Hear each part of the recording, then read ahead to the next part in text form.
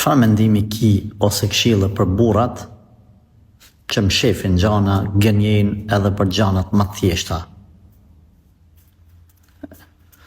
Çfarë këshillë kam?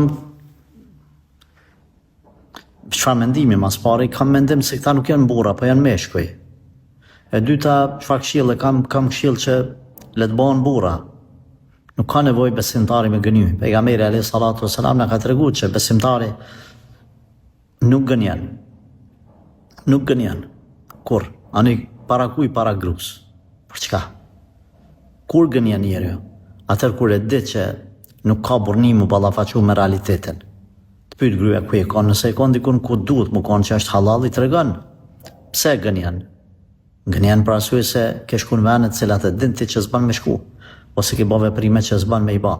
Prandaj merrni inspirim nga pejgamberët, Allahu xhaleshanu, nga sahabët, nga dietarët e mëdhaj, nga trimat e ummetit.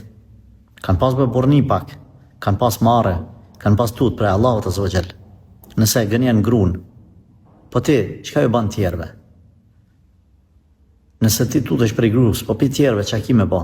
Nëse ti ki frikë për bashortës tënde, o nesër prej armikut që duhet me dalë dhe mu ballafaqu me ta, mendon se ki burni, kur jo. Pastaj personi i cili gënjen para familjes, ai nënkupton se e ka humbë frikën e Allahut. E ka humbë faktin se Allahu është më afër me dijen, shikimin e tij, se sa ky që është me bashortën e vet. Kanë parran, Zoti nuk rahat.